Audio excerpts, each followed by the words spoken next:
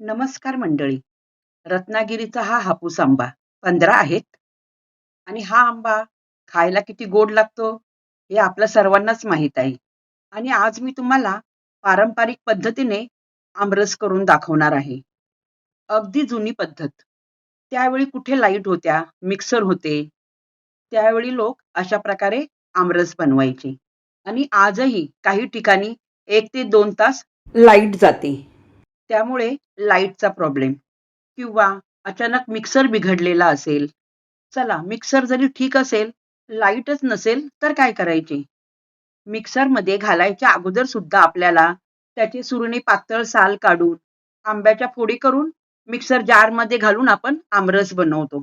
2 dozen आंब्याचा रस बनवायचा म्हणजे त्याचे साल काढणं, त्याच्या फोडी करणं किती वेळ जातो तुम्हीच विचार करून सांगा. एवढी सर्व पूर्वतयारी केल्यानंतर आपण मिक्सर जारमध्ये घालून आमरस बनवून घेतो. तर हा सर्व खटाटोप करण्यापेक्षा अगदी सोप्या पद्धतीने आमरस बनवून बघा. आंबे स्वच्छ धुवून कपड्याने चांगले कोरडे करून घ्यायचे. एक खोलगट मोठे भांडे घेऊन त्याच्यावर चाळण ठेवायची. आंबा हातामध्ये घेऊन दोन्ही हाताने दाबून चांगला लूज करून घ्यायचा, म्हणजे पूर्णपणे आंब्यातला गर मोकळा होतो. सर्व आंब्याचा गर चाळणीत जमा झाल्यानंतर पळीने चांगले अशा प्रकारे घोटून घ्यायचे. मस्त रस निघतो, अगदी आपण मिक्सर जारमध्ये बनवतो ना तशाच प्रकारे. आता हा जो चौथा उरला आहे आंब्याचा, त्याला एका वाटीमध्ये काढून बाजूला ठेवून द्यायचा आणि चाळण अशी पूर्णपणे पुसून घ्यायची. तुमच्याकडे जर का पुरणाची चाळण असेल ना, त्या चाळणीचा उपयोग करा. जे रस गाळताना मागची बाजू एवढी भरली जाणार नाही. बघा, फार कमी वेळामध्ये हा एवढा रस पूर्णपणे झाला आहे, तोही 15 आंब्यांचा, पाणी न वापरता. आणि शिवाय रस आपण हा गाळून घेतला आहे चाळणीमधून, तर त्यामुळे जराही त्याच्यामध्ये गुठळी नाही का आंब्याची फोड नाही, असा एकही कण तुम्हाला याच्यामध्ये आढळणार नाही आंब्याचा.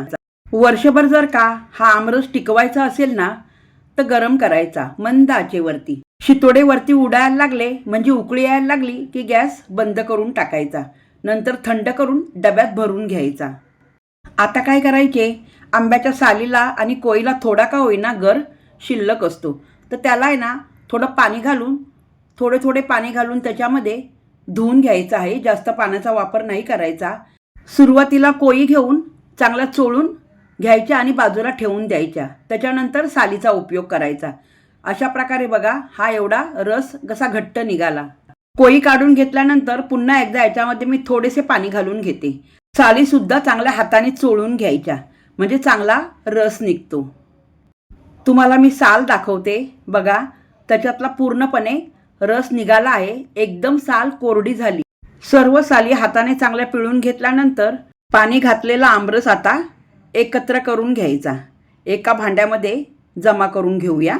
आता हा पाणी घालून बनविलेला रस आहे ना, तो पण बघा किती छान झाला आहे. रसामध्ये ना गोड शिरा किंवा पुरी छान बनवता येते. तुम्हाला आता मी पुढे 2 प्रकारचे रस दाखवते. एक बिन पाण्याचा हा घट्ट रस आणि दुसरा कढईतला आहे, तो आहे पाण्यावाला रस.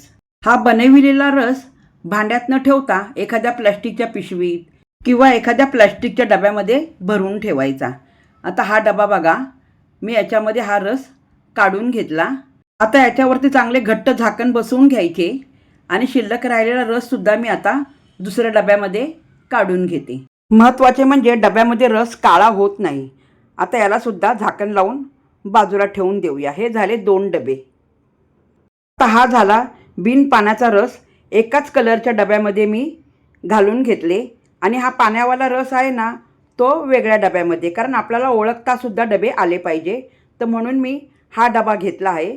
तर हा पाण्यावाला रस या डब्यामध्ये घालून याला झाकण लावून घेतले, कारण डबे नीट आपल्याला ओळखता येतील. तर अशा प्रकारे वेगवेगळ्या प्रकारे डब्यामध्ये घालून घ्यायचे, म्हणजे कसे डबेसुद्धा आपल्याला ओळखता येतात. तर ही रेसिपी तुम्हाला कशी वाटली मला कमेंट्स करून नक्की सांगा. आवडल्यावर लाईक, शेअर आणि सबस्क्राईब नक्की करा.